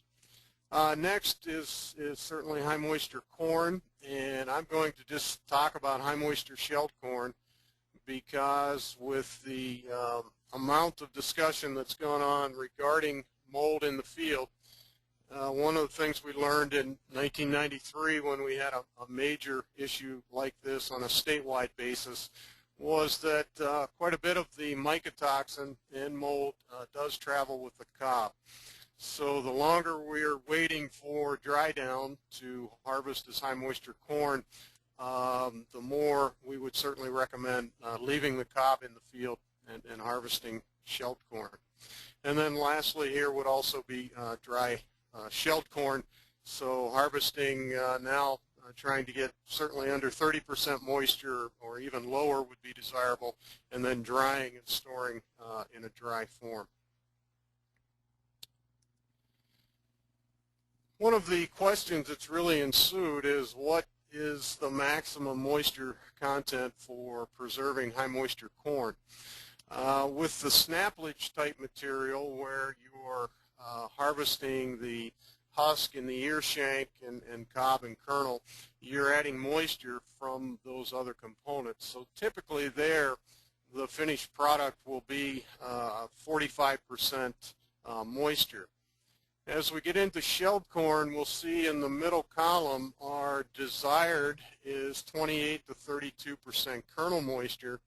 You can move up from that and see that the cob does add some moisture, and so that's a bit wetter. So the most desirable from a preservation standpoint and also an end product feeding standpoint would be somewhere around 30% kernel moisture plus or minus. Recognize that that may not be attainable in many situations as we seek to get that corn harvested. And so the maximum that we're listing here for shelled corn would be 36% kernel moisture. Again, if it's high moisture ear corn, if someone were to harvest that, that would be a bit wetter, a maximum of 40%. As you come down and look at some of your bottom unloading silos, oxygen limiting silos, there you see a bit drier, and that's really simply from a storage and unloading standpoint relative to those other silos. So again, if we can do really nothing more with some of this better weather that we've had, nothing more than get corn down to under 35% kernel moisture, it's just a lot less risky for us from the standpoint of an undesirable fermentation in that silo, some of this yeast ethanol type issue, and then also from the standpoint of feeding it in terms of starch availability in dairy cattle diets. Those I see here, source Mike Rank in 2009. That is one of the postings up on the Team Grains website, and certainly goes into a lot more detail than what I just did. Some other options, again, with the high moisture corn storage would be to add some sort of an additive to help with the fermentation or to essentially preserve the corn. Certainly in the years that have ensued since the mid-1970s, when a lot of this research was done at the Marshfield station by Howard Larson and others, there's been a lot of changes to both biologicals, more inoculant-based products, and then also to mixed organic acid products versus straight propionic acid. One of those is Lactobacillus buchneri. It's a specific lactobacillus organism that we can add to primarily corn silage or high moisture corn, and the benefit there is that it's a heterofermentative organism that produces not only lactic acid but also acetic acid. So it's been shown to have more benefit on aerobic stability on feed out and more benefit regarding yeast from the acetate contribution. And so this is commonly being used now in many situations on, as I said, corn silage, but also high moisture corn. One of the challenges with that particular organism and the products that have that is that it does tend to have a slower fermentation from the standpoint of producing the acetic acid. So it might be quite effective on yeast and very high or wet high moisture corn. It may not be so effective at shutting down mold if mold is the major concern on a particular harvest. Having said that, there's also products that would be combination type products. They would have a Lactobacillus plantarum to produce lactic acid and drop the pH very quickly, along with this Lactobacillus buchneri to produce the acetate.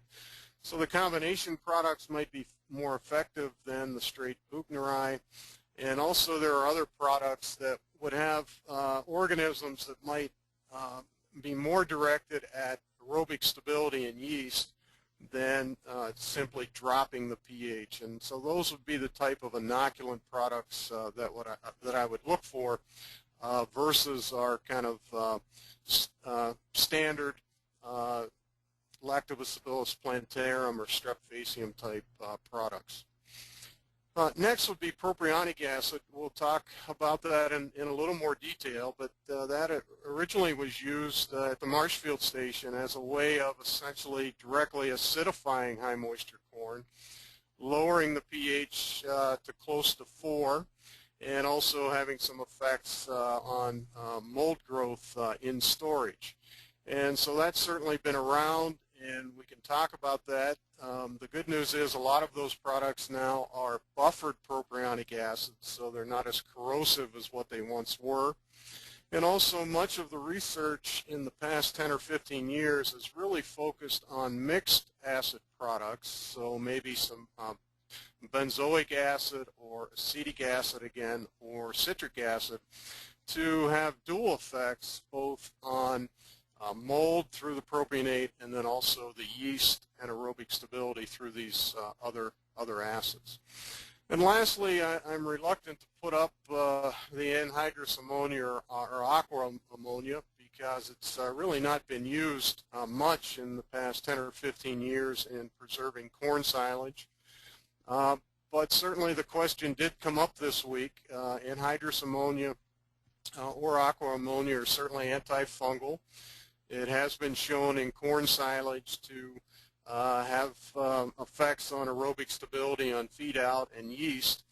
But the challenges with this are certainly the safety aspects, having the proper equipment such as a cold flow unit to do it, and then getting sufficient retention of the ammonia on what's really a pretty dry corn crop. Typically with corn silage, when we get above 40% dry matter, we have a lot of loss of the ammonia, and it's just not nearly as effective. And now we're talking about high moisture corn that will be 65% dry matter. So I want to throw it out there. It's certainly nothing that I would recommend at this point, but the questions were raised this week, and I think does need to be addressed. And finally, along those lines, the question came in of applying a 28% nitrogen fertilizer to corn, and did a little background checking on that from the components of that, and again, that's nothing that we would want to recommend to people just from the safety standpoint on feed out, and also the effectiveness of adding nitrogen more in a urea or a nitrate form than in an aqua ammonia form. So kind of on that list, certainly the inoculants from the standpoint of wet corn and concern about yeast ethanol fermentation. As we move more to a concern about mold, I think we start to shift more towards propionic acid or a mixed acid type product.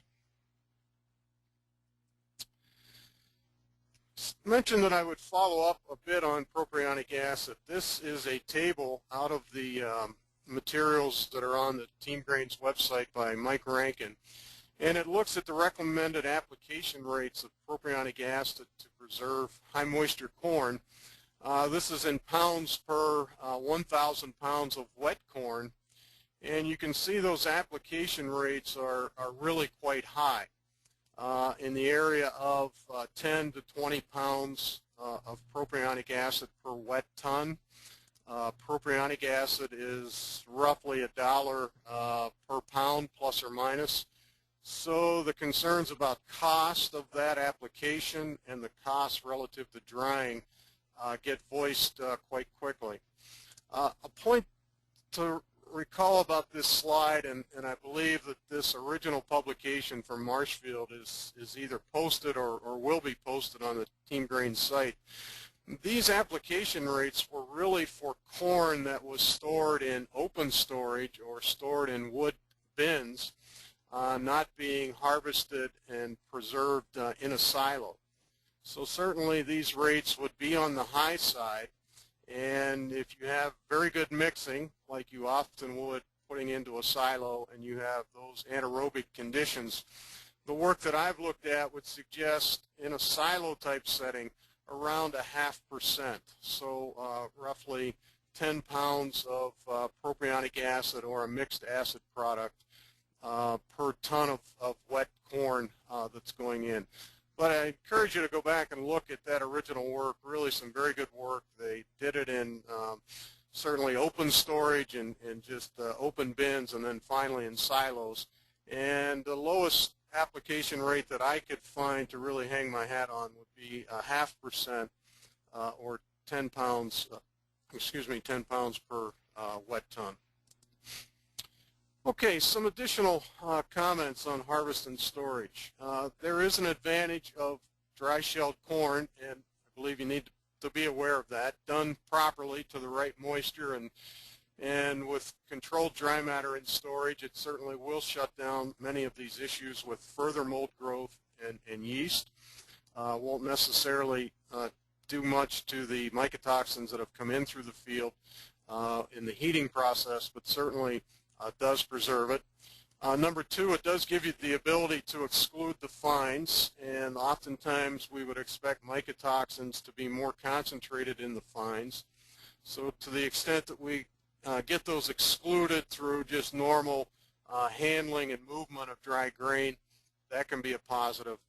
And then finally, on the feeding side, it is much easier to dilute if we do find a high mycotoxin problem because we're not concerned about removal rate from the silo and aerobic stability on feed out. So that's things to keep in mind, some potential advantages. Obviously, there's plenty of disadvantages with going that route in terms of getting it out of the field not as quick and drying costs and those sorts of things, particularly if we don't have the capacity to handle it. But you need to be aware that drying does have some advantages in terms of how we work through and feed through this corn later on. Certainly with snaplage, the advantage is it can be gotten off yesterday, so to speak. Just want to keep in mind that the window for snaplage closes pretty rapidly, in that the drier you get, the more challenges we have there with storage molds and feeding issues. So you're typically looking at 40 to 45% product moisture. As you get drier than that, snaplage is not quite so favorable from a harvest standpoint. Finally, high moisture shelled corn, again, is the intermediate solution between drying and snapping the ear. And one point I want to make again is leave the cob in the field, go with shelled corn. A point I want to make again, 35% kernel moisture and less is less risky from a yeast ethanol aerobic stability standpoint than moving up the wetter moistures.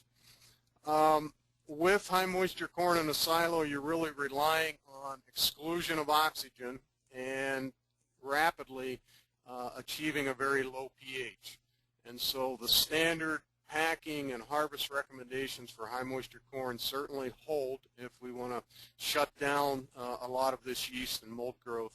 And then also, as mentioned, some of these inoculants can help lower that pH and also produce some acids other than lactic acid that might be effective. Again, I want to re-mention in a bit of a summary that if wet corn and yeast is your major concern rather than mold, then the inoculants or a mixed organic product would be more effective than prop. If your major concern is mold, then a higher rate of propionic acid would likely be the more effective or the more conservative approach. One thing to think about is to try to plan your storage so that we can feed up the worst corn before spring and summer. Corn that's very wet and maybe has some yeast issues can be less stable on feed out, and so if we can try to get that bad corn fed out in the winter months and then use some of our drier, better corn as we go into later in the year with warmer temperatures, that certainly would be very prudent.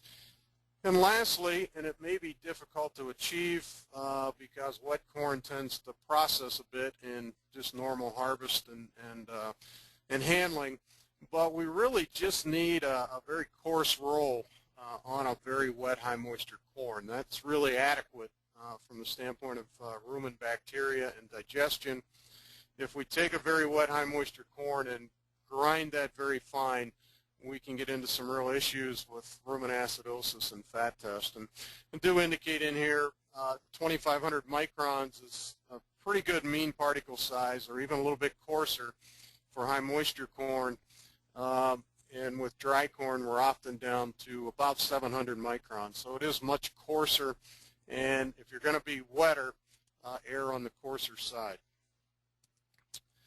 Okay, a few feeding issues that come up with corn. I'm going to break this out into the dry shelled corn and then the high moisture type product. One with dry shelled corn would be a test weight issue, and that's going to be a bigger issue the less mature that corn was when the killing frost occurred. And then also the mold mycotoxin issues can be there as well. Pulled out a slide that Mike Rankin has with a nice discussion in his paper on the Team Grains website. And this work was done at the University of Minnesota some years ago.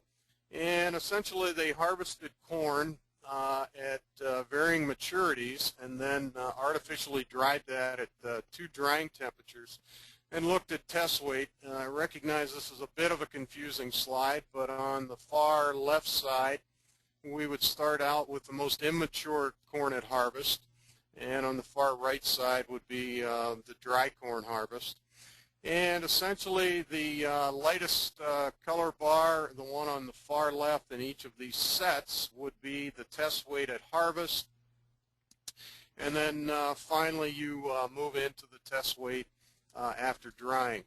And it's kind of interesting, if we get over to about 34% or 34% kernel moisture at harvest, on up to 17.5% kernel moisture, the test weight at after drying or at feed out from the bin would be right around 56 pounds per bushel. If you back up to these very early harvests, and hopefully we don't have much of that out there, now we can see some test weights that will sit under 50 pounds down into the mid-40s in test weight.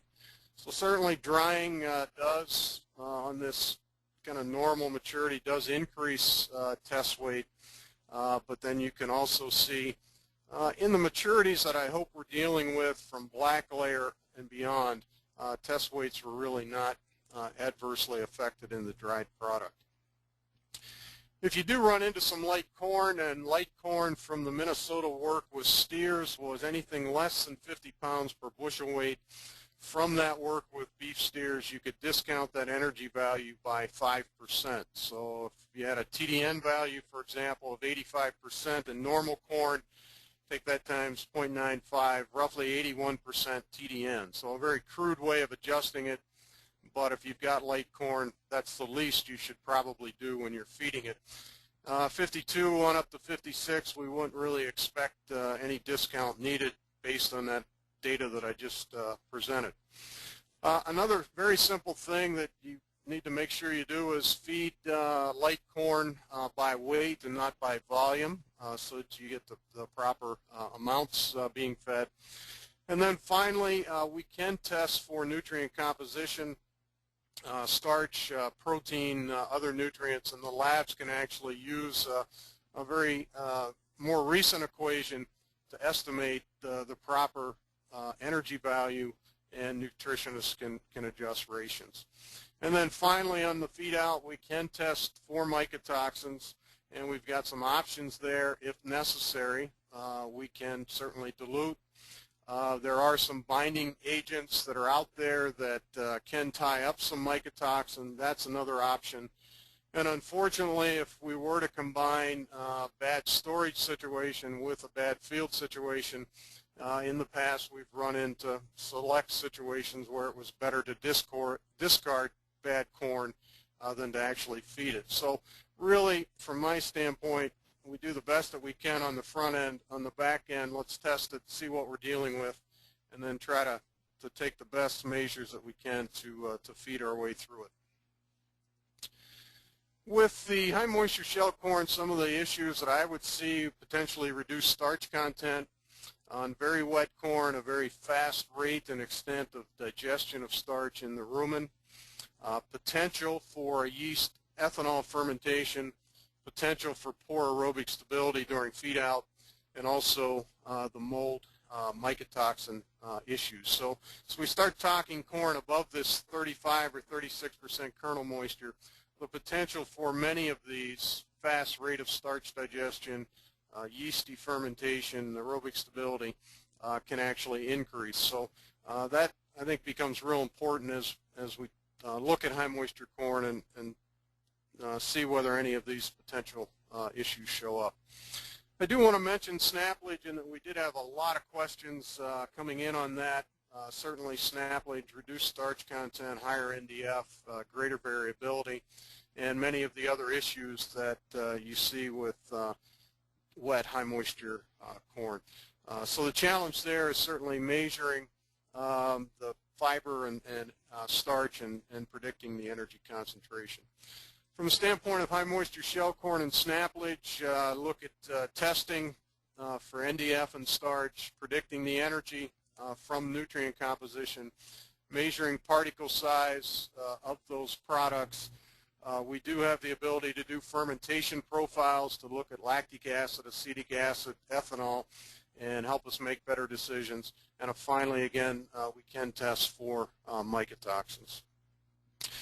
And dealing with that is certainly adjusting the rations based on nutrient composition, primarily the energy value, but also the particle size of that kernel.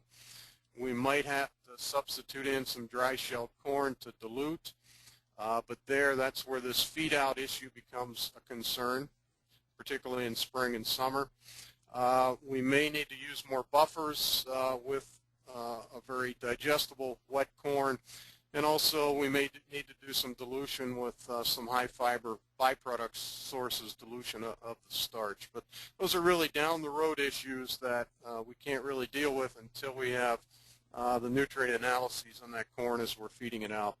Certainly a very simple and a major issue with feeding very wet corn and wetter than normal corn is simply measuring routinely the moisture, dry matter content, and adjusting the as-fed amounts on a very frequent basis so we're feeding the proper amount of dry matter. If we get into bunk stability issues on feed out, we may need to look at some of the back-end products. These are mixed organic acid products that can be added into the TMR. And then finally, really the same results as with dry-shelled corn with mycotoxins. Test it and then look at our options, whether that needs to be dilution, binding agents, or a discard of some of that bad feed. I want to lay out the resources. They're up on the Team Grain website. Certainly Mike Rank and Pat Hoffman have had some application. And then finally one that really covers much of what Paul Easker and myself have presented today on some of these mold and feeding issues is up there as well.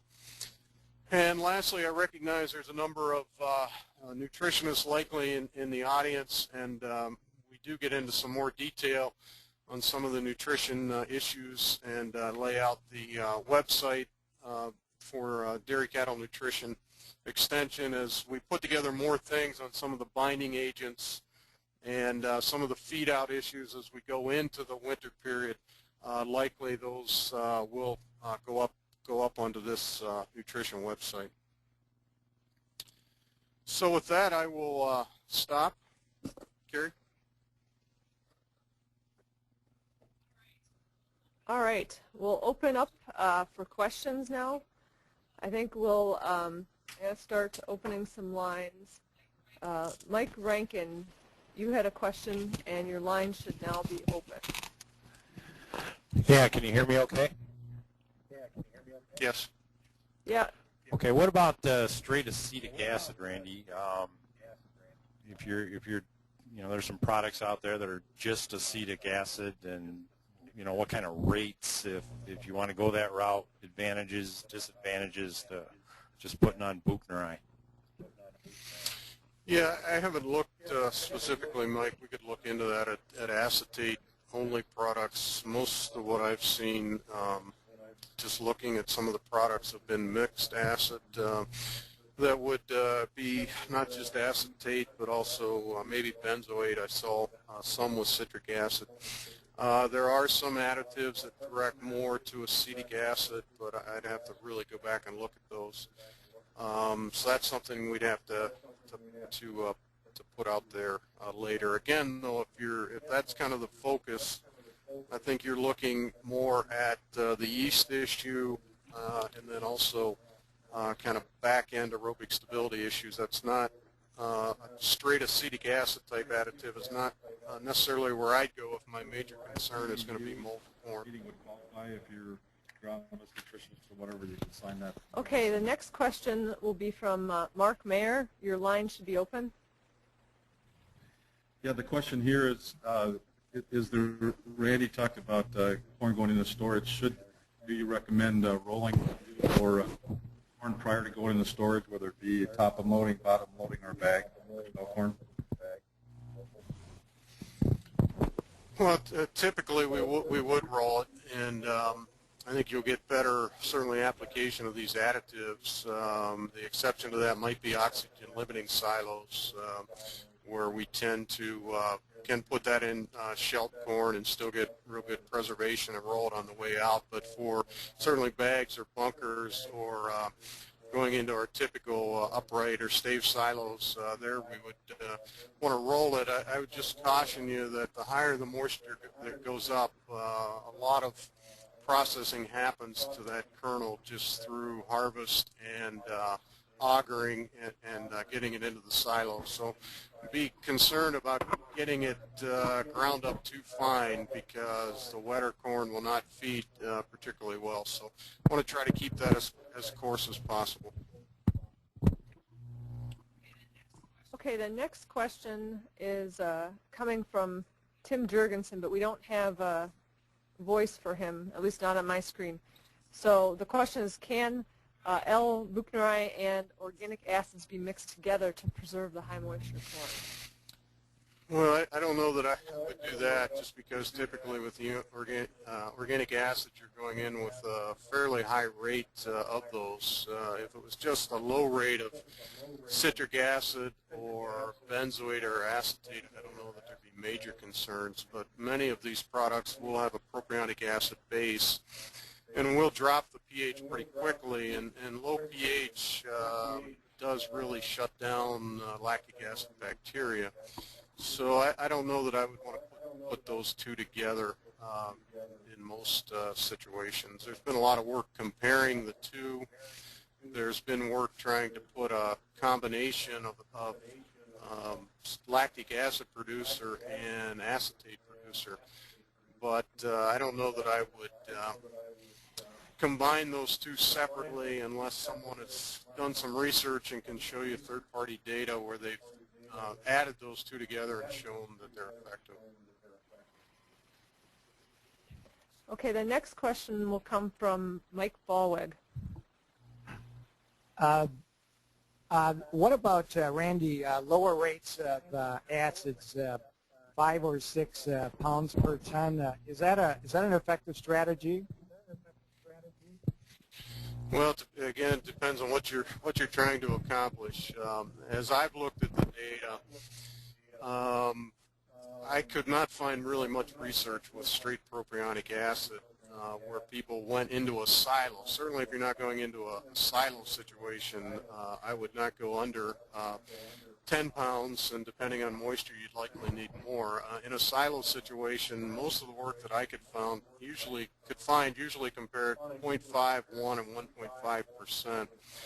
So based on what I could see with a straight probe, 10 pounds is the minimum. Now, if your objective is not mold and not long-term preservation, and it's more on yeast in wet corn and aerobic stability on feed out, certainly some of those mixed acid products will get down in that 6 per pound per ton range. Again, I'd want to be working with a specific supplier, try to get their research base where they've done comparisons at different rates.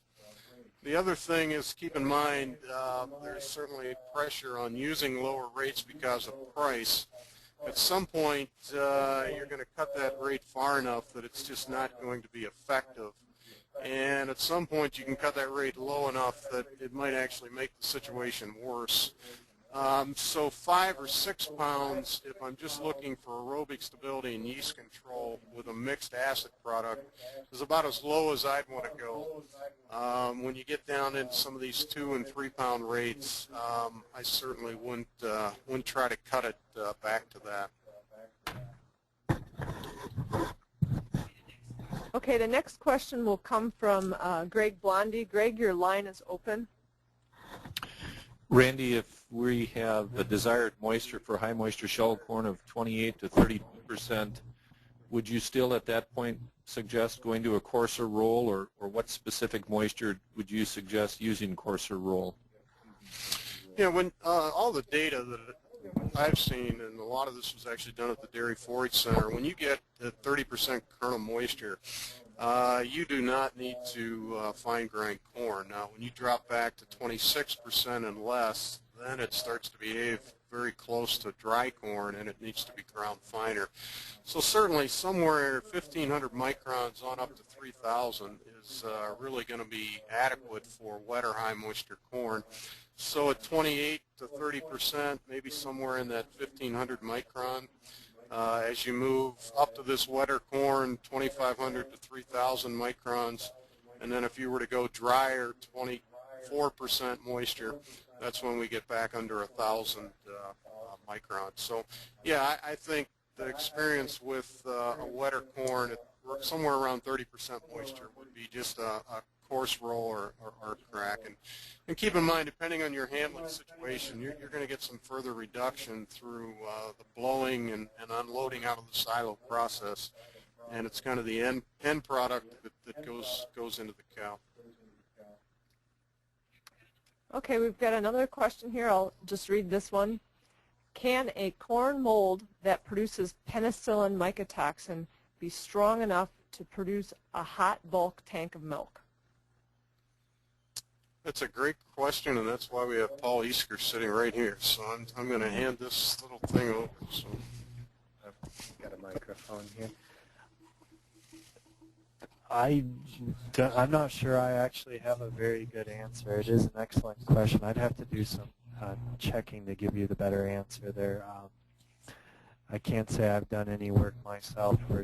I'd have to look it up a bit to know what the end effects are specifically to the penicillin mycotoxin you're asking about. So if you want to call me or send me an email, I'll try to get some better information for you. Okay, Tim Rabine gets the prize for stumping the chumps on that one. Well, now that you've said that, I have to weigh in there. I don't want to be a total chump, but yeah, this question comes up from time to time, Tim. If you ask it, over the years, I don't know that we've ever seen a good conclusive case study put together on it.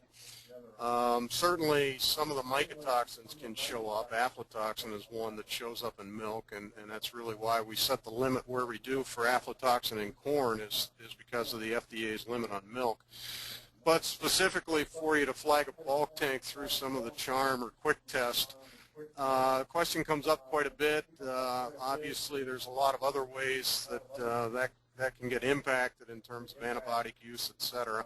I don't think we'd want to say that it doesn't occur. I don't know that I've seen anything, even in a case study form, to say that it does. But if it pops up, I certainly think you want to get in touch with whomever and let's investigate it. And, you know, probably the first step in that thing, if you're suspicious at all, exclude that feed and see if you can correct that milk situation. And then at that point, get in touch with Paul or myself or Pam Ruig and let's investigate that, because the questions come up many times over the years, and I just haven't seen any good conclusive work to kind of say one way or the other. Okay, the next question will come from Gene Schriefer. Gene, your line's open.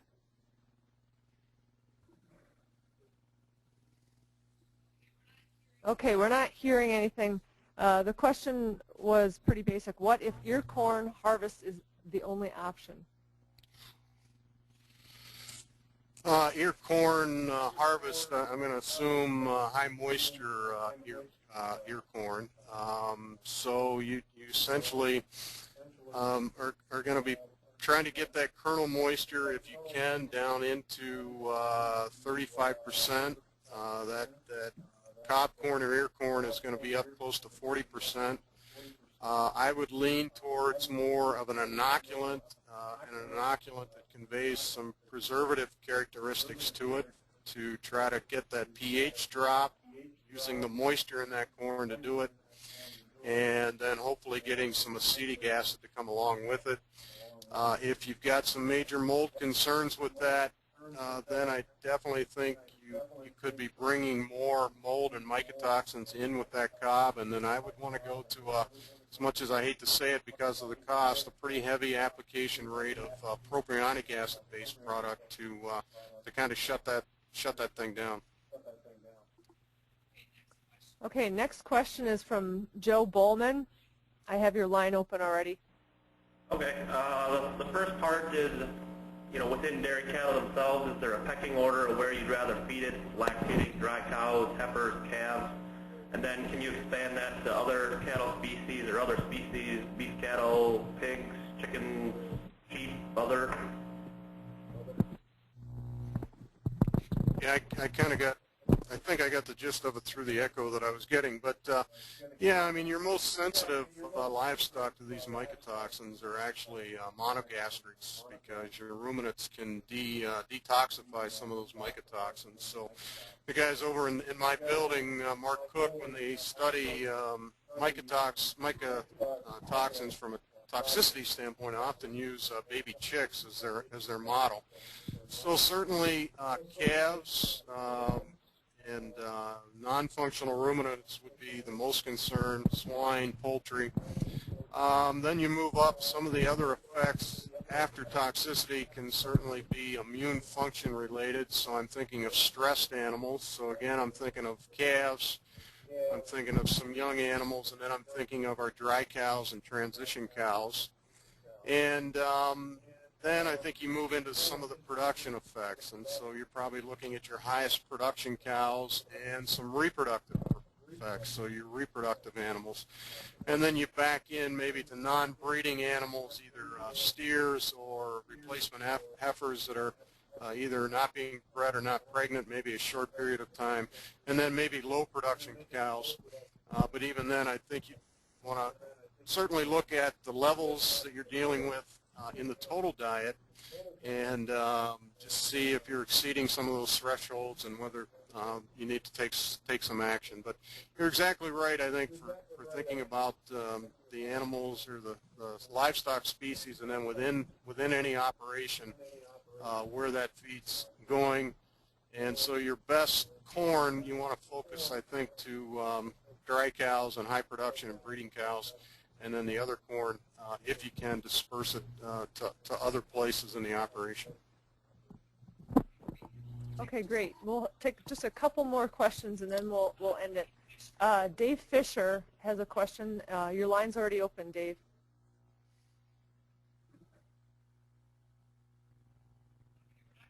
Okay, we're not getting any audio from Dave, so I'll ask the question. Can you hear me now? And it was, mycotoxins have been hot enough to flag the milk tank. Maybe this was related to the other question. Yeah, can you hear me now, Carrie? Or yeah, we got you, Dave. Okay. Yeah, I think certainly mycotoxins, and specifically aflatoxin, is one that we can flag, and that has certainly happened. And we've had to pull feed out of the diet, but I think we were talking specifically about it showing up, a penicillium mold showing up as a penicillin effect through the milk. And I haven't seen that. Maybe you have, Dave. I don't know. I was talking with Nolan Anderson, and another question. This is coming from Bill Halfman. I don't think we've had audio from him before. What would be suggested for treatment of shelled corn going into a harvest store silo that has some mold on it and will be around 25% moisture? Well, I talked with Pat Hoffman about that. Certainly, to the degree that you can rely on the oxygen limiting capabilities, hopefully that would help shut down a lot more mold growth. One of the concerns I guess we have in those silos is that we can still tend to see some feed out issues depending on the quality of the silo in terms of heating. So you may still want to look at one of these mixed organic acid products. It's dry enough that I don't know that Buchneri would be quite as effective. It's shelled corn, so you've left some of the cob issue in the field. So you might want to look at it more as a feed-out issue. It's dry enough that I don't know that yeast should be a major issue, but maybe a low rate of one of the organic acid-type products would be helpful in feed-out. Okay, and this is the last question that we have. It's from Mike Rankin. Mike, I have your line open. Yeah, I had a question here regarding byproduct feeds and any potential issues with those, like from the ethanol plants. Yeah, certainly, and Paul, I think, got into that real nicely. You know, the plants certainly are aware of that, and they will try to test and reject corn, but any bad corn that was to get into those channels, both purchased with mycotoxins or if it was wet corn that didn't get stored properly at that facility, any mycotoxins that go through that fermentation process will get concentrated 3 to 4-fold. So I think, you know, it's something that hopefully each individual plant is taking care of, but you always need to take precaution. And if you're feeding those at very high rates, particularly if you have concerns about other crops on your farm mycotoxin-wise, I'd certainly test that or make sure you've got tests from that plant to assure yourself. So that would be the big one. Any of the byproducts coming out of corn can get concentrated, and you'd want to look at that.